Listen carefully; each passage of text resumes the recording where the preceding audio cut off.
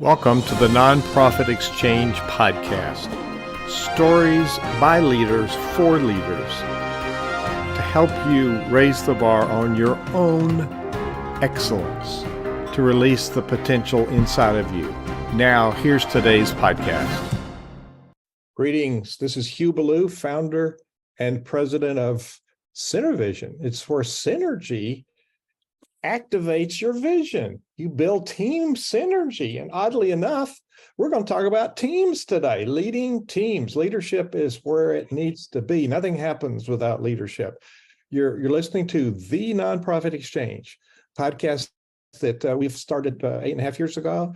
This is episode 351, a very unique episode, but a very important episode. And as you know, I spent a career as a musical conductor, and I know about high performing teams. And we have an expert today who's Kevin Herring. And Kevin, welcome to the Nonprofit Exchange. And please tell our listeners something about you so they know who you are.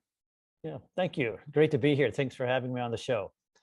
So I have been in a consulting practice for about 25 years, and we've been working with clients to help them turn around teams, build high-performing business units, and most of that work has been in person. I would just preface sort of that explanation with kind of what got me there, and that is that I started with in college with a pretty clear desire to be able to help build better places for people to work, where they could find meaning and purpose and contribute at high levels and contribute to the success of the business and create better businesses as a result. And so that's kind of where my focus was. And I went through graduate school and went on to work in a consulting firm and then later in industry in various leadership roles. Had the opportunity to work in a very unique situation with a company called Magma Copper Company that went through an entire corporate-wide transformation that was written about in journal articles and books, and we had tours, and it was kind of a circus at times, but we had people from Harvard Business come and make a movie about us in action, and it was really a fun time. But that kind of launched me into a desire to really work with other experts and help businesses to make those kinds of transformations more quickly and more effectively, which has kind of been our passion. Really want to build great places where people can feel fulfilled at work, satisfied with what they contribute each day, be happy to go to work and not be miserable like so many people are when they're demotivated when they go to work. Demotivated, my goodness. My co-host is David Dunworth on the Nonprofit Exchange. He's the board chair of Synervision Leadership Foundation. We talk about high-performing teams a lot. And so we're both going to ask you some questions to see if we can get at the heart of what people can do. So let's start out with, what is a high-performing team? How do you define that? That's a great question. I was in an organization one time where somebody said, we really have a high performing team. And I said, okay, so what is the way that you determine them, and what indicates that you have a high performing team? Because this team, in fact, was working on a very critical project for the organization. They were over $1 million behind, over budget, and 6 or 8 months behind schedule. And by every practical measure, they were a dysfunctional, low performing team, but they thought they were high performing. And so I think it's important for people to understand that most people are not working in a high performing team because their organizations are not set up to support that. And so high performance is really where people are achieving at top levels, where they're working together, they're passionate about coming to work, and they're looking for ways to improve the work, and they show great results. They improve some of the key indicators of success, things like high customer delight. Those who are being served by the organization are delighted with what they're getting. The cycle times, response times are short, and people are able to improve on those on a consistent basis. quality of product or service is high by marketplace measures or indicators. The organization is financially sound and secure as a result. If you're a nonprofit, then you're fulfilling your mission. That's something that's unique to nonprofits. For-profits have missions, but they can change pretty dramatically and frequently at times. Most people don't realize 3M stands for Minnesota Mining and Manufacturing. Most of them think of it as a postal note company, or Post-it note company. But reality is they have changed their mission many times, as have a lot of other organizations. But nonprofits tend to have a pretty stable mission that was driven by the founder's passion and those who contribute to and participate in that organization. So high performance is shown by the results they achieve, the high engagement that employees have when they do the work. So you talk about your experience in business, and we teach nonprofit leaders that you are, in fact, not in a for-profit business, but a for-purpose business. So we invite business leaders like you to share some business secrets, because we need to install those in our organization, because if we're not creating positive cash flow, good revenue, we're going to not exist in the future. So exactly. A mission is important, but a team around it. So, thinking about the ins and outs of the high-performing team, the Gallup surveys point out repeatedly that 70% of the workforce, this is not your management, but your workforce, your teams, are either disengaged or highly disengaged, which costs corporations $500 billion in wasted money in that middle piece. And leaders, I think, are oblivious to that. Why is that? I think it's difficult for people to see the connection sometimes, and in large part because of a lot of myths that have been floating around about leadership and what's important for leaders to do to impact the business.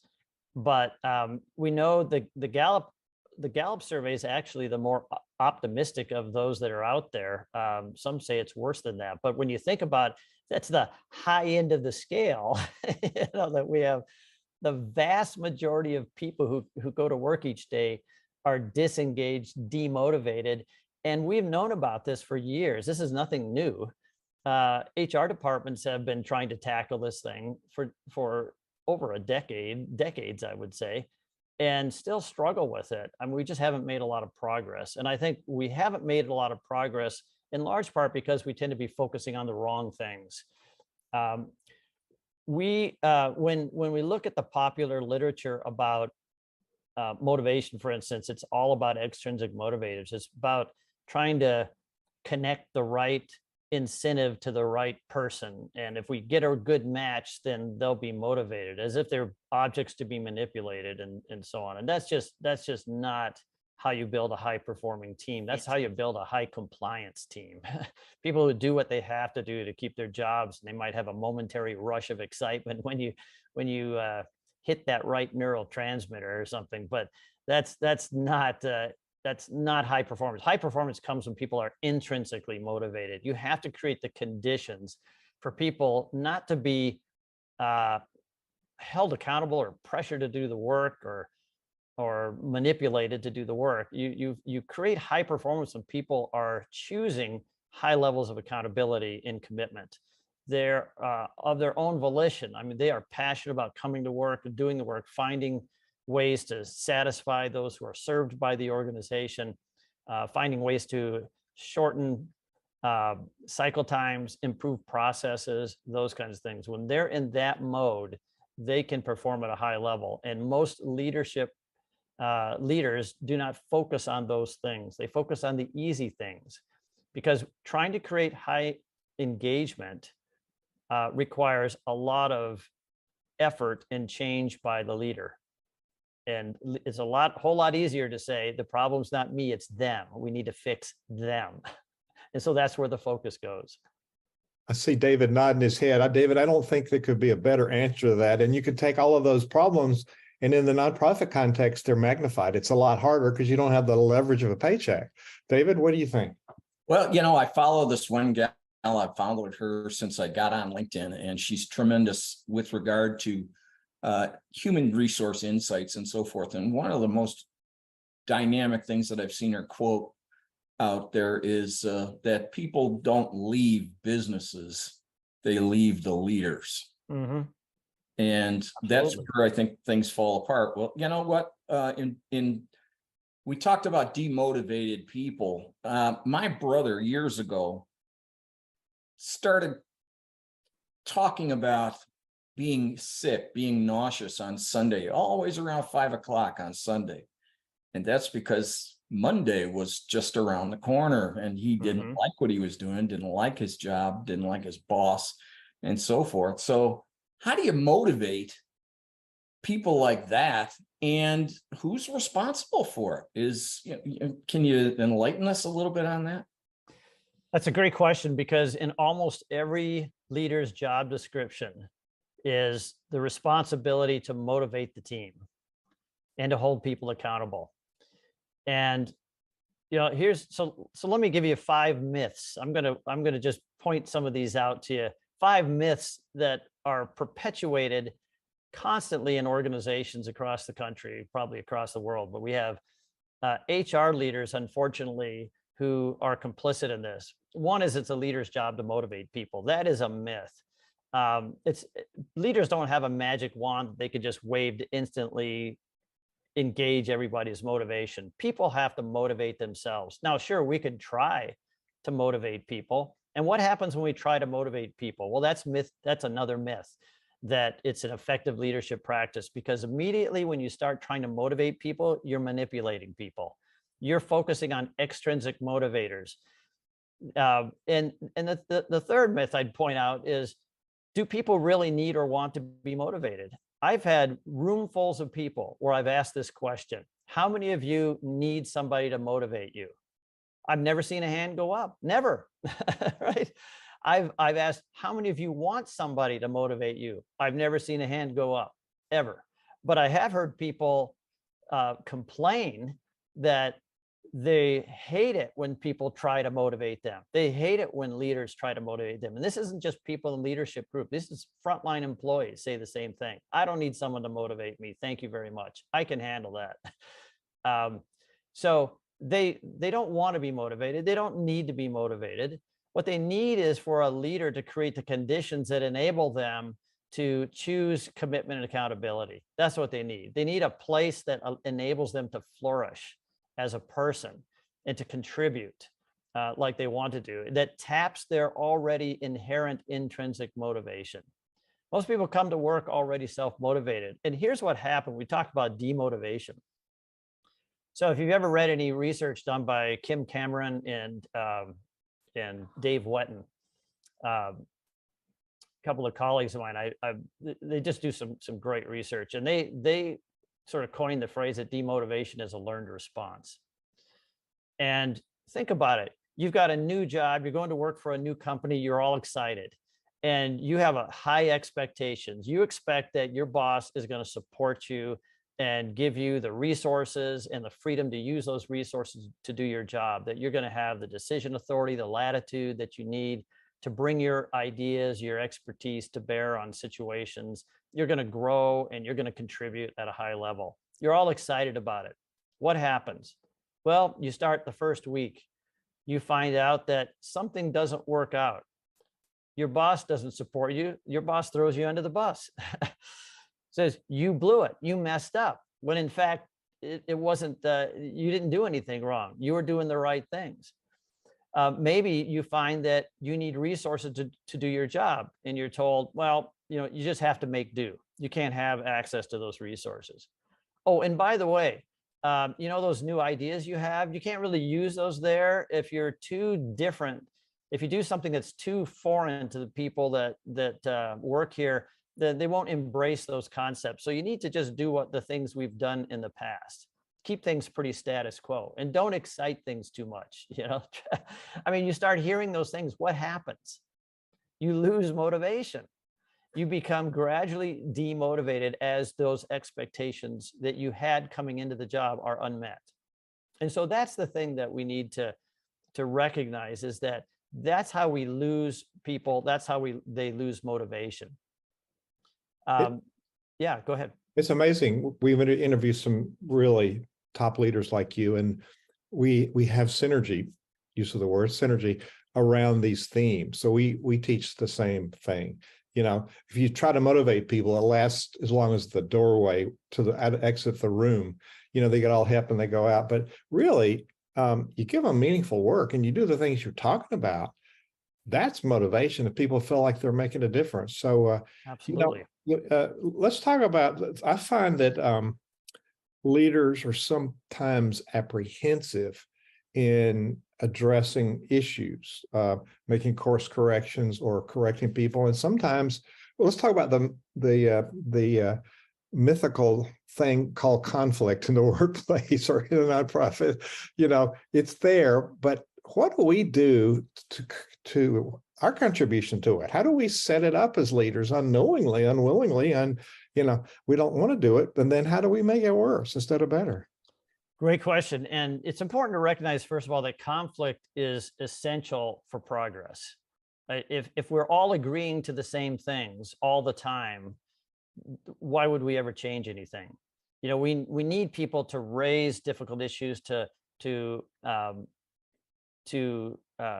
confront things that aren't working, confront the status quo.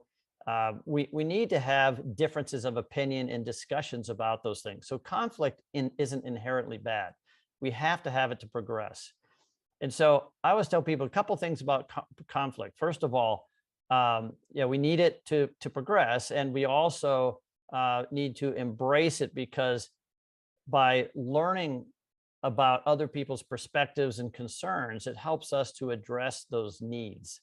Right? Change is a great opportunity to do that. When we get into any kind of change, especially when it's a forced kind of a change, because the marketplace demands it, or regulations change, or something about the environment has shifted, and we all have to adjust to it, then that's an opportunity for us to hear people out, hear their complaints, their concerns, their worries, get those out on the table, embrace the opportunity to have those conversations, because now we can kind of dive deep and see what's really at the heart of people's concerns. And we can confront those, we can address them, we can have conversations about them and work through them with people. But there are always inherently, when we have more than one person in a group, we're going to have differences of opinion if people are being honest. And we want people to be honest. And so how do we deal with that? Well, I think it's always critical for us to acknowledge other people as having a legitimate perspective. I had a colleague who used to use the example of a glass of water. He'd set it on the table, and it would be filled to the mid-level of the glass, and he'd say, or a can of soda maybe, or something, and he'd say, "What do you see?" And people would describe from their perspective what they saw. They may describe the other side of the can, or they may describe that the glass is half empty. And somebody else will describe the other side of the can, or the fact that it's half full. And we say, well, is anybody wrong here? No, nobody's wrong. Everybody's absolutely correct in what they're describing. We can verify all that, that the data is accurate. What we're seeing are different points of view. And it's important to acknowledge that those points of view are every bit as legitimate as ours. We also have to acknowledge that people interpret things differently because of their life experience. And I know that other people might have had experiences that lead them to their conclusions that I would never accept as my own, because my life experience has been different, or maybe I've made different choices, and so we've come to arrive at different conclusions. But that doesn't make that other person's view any less relevant or valid. And so we want to teach people how to work together better, to accept conflict as a necessary part of working together, but learn how to channel it constructively. So we learn to understand each other better, and we learn to take those points of view and use them to shape a future that we can all align around and support. And moving toward conflict and staying calm and addressing the facts is so important. So many leaders I know shy away from conflict, which really accelerates it. something that's minor becomes nuclear because you've ignored it. Absolutely. Absolutely. Yeah. So I see David's formulating a question, but I'm going to slip one in before I give him a chance to ask it. So we see in the work that we've been doing for 35 years that you talked about myths. We've been taught the wrong things about leadership. And so leaders get bad advice. So let's hone in on the bad advice about teams. So what kind of bad advice do leaders get, and what should they be hearing? Almost everywhere that I go, I hear people tell their leaders, if they're struggling, having a struggling team, or they're struggling as a leader, they tell them, here's what you got to do if you want to increase performance in your team. You need to sit down with each individual. You need to clarify expectations, and you need to hold people more accountable. Now, I don't know about you, but I have never, ever in my entire long career seen any high performing team come out of that. Have you? No. Right. No, it doesn't happen. That's a compliance driving kind of approach. That's the boss model. You spell boss backwards with double SOB. That's not good. I have never heard that before. So that is, sorry, but that's absolutely true. That is all about compliance. That's about using power and authority to try to pressure people to doing something. You're not going to get high performance out of that. There's no passion behind that. There's no engagement behind that, right? We talked about employee engagement is really the key.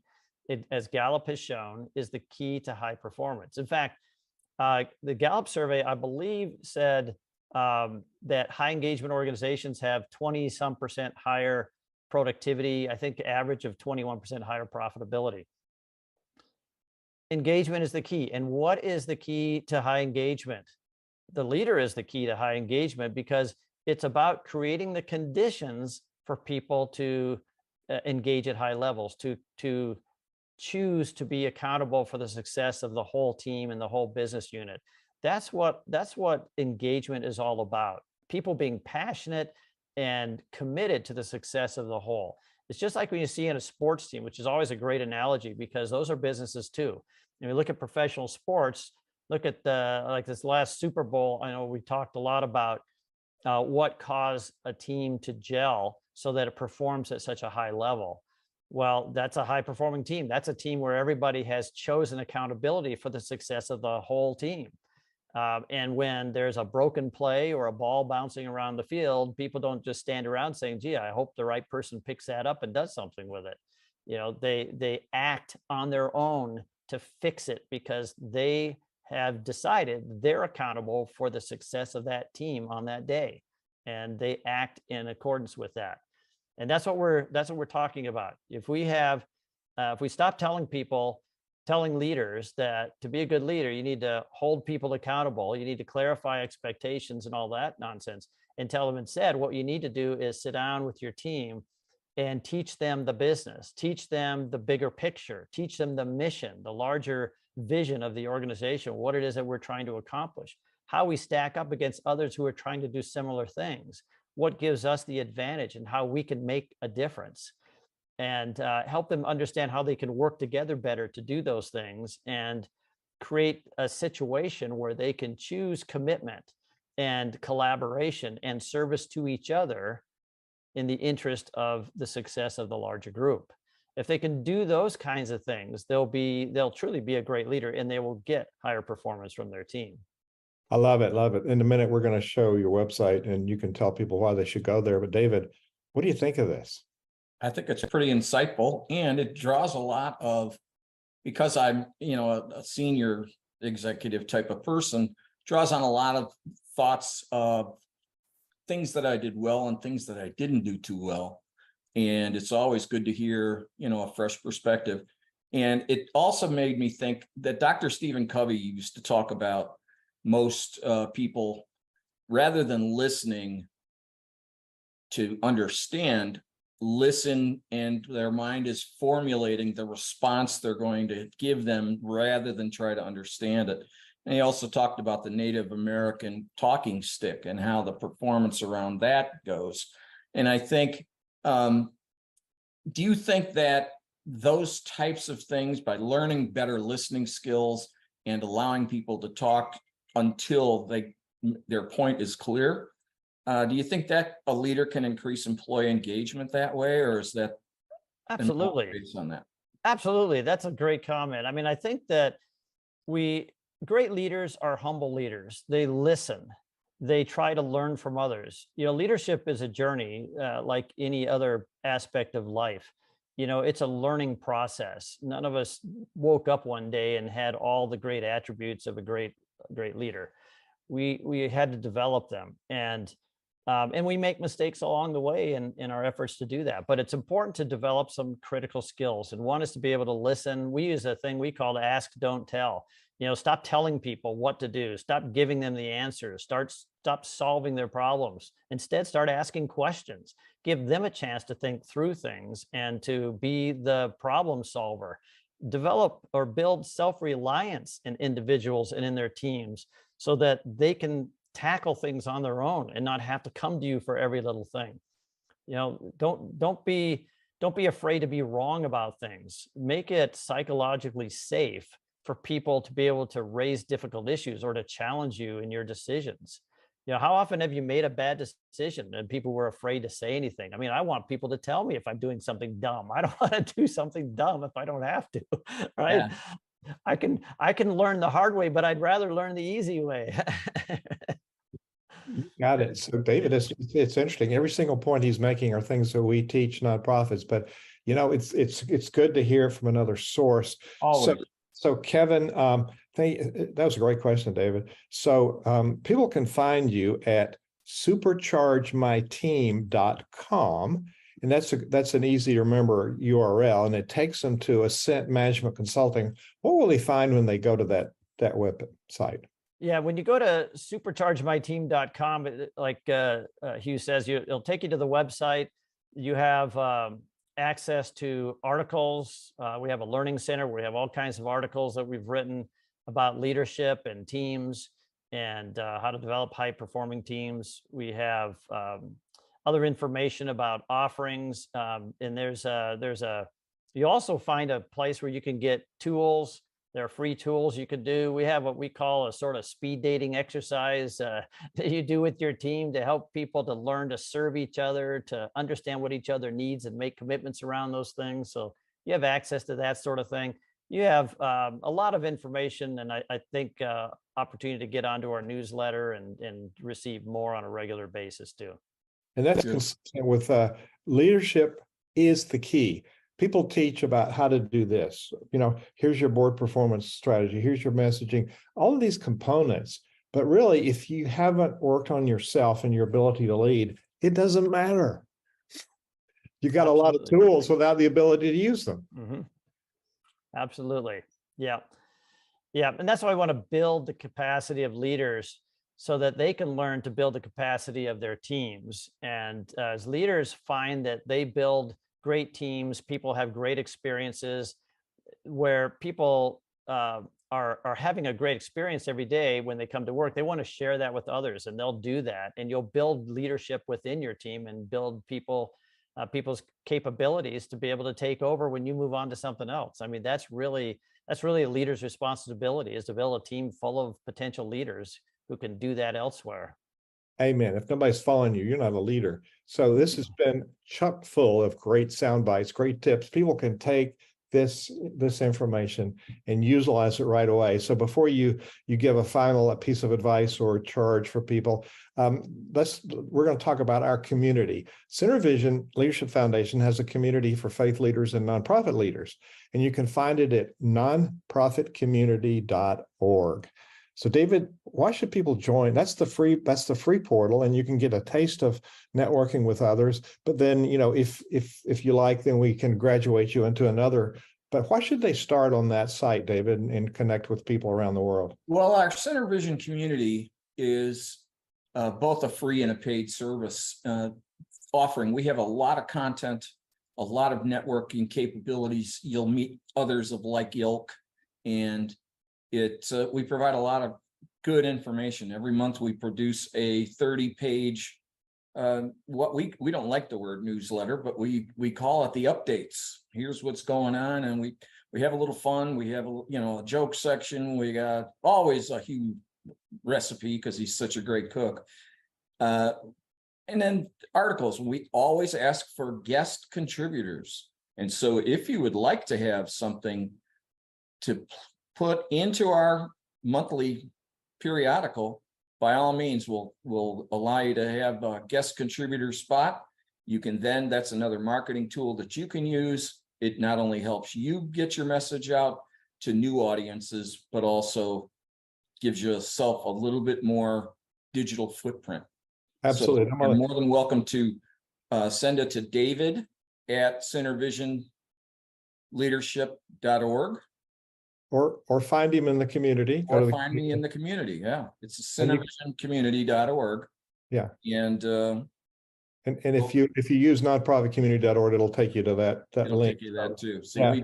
we've got them coming from one direction or another. So we just got off a group session this morning with high-powered leaders helping each other, and Kevin, what you talk about, when leaders get together and build that synergy, we become better if we're associating people that are. I like to hang around people better than me, so that's not hard, but it helps me raise the bar on my own performance. So we try to create that on a regular basis, because it's really hard work being a leader, and sometimes it's kind of lonely. So you need to be in a peer-to-peer place. So you're invited to, hey, submit an article on teamwork to us, and I'll send you a link in an email, and belong to this community, because you can add value because you have a passion for supporting nonprofit leaders.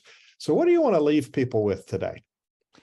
I would say a couple of things. One is, Hugh, you mentioned that if you don't have people following you, you're not a leader. And people think if they have the title, it makes them a leader, but it doesn't.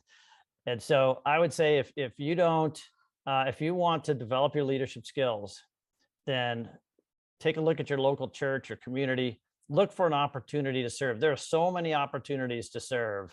If you haven't ever really looked into it, you'll be overwhelmed. But there are a lot of sites. There's a justserve.org, or there's a bunch of sites out there that list these things. And you go out and volunteer, leave your authority at the door, and walk in with the intent that you're going to engage people, engage their passion, and help them to contribute at high levels. You'll learn how to lead people. If they'll follow you, you'll learn how to lead people the right way. And you can take those skills with you back at work.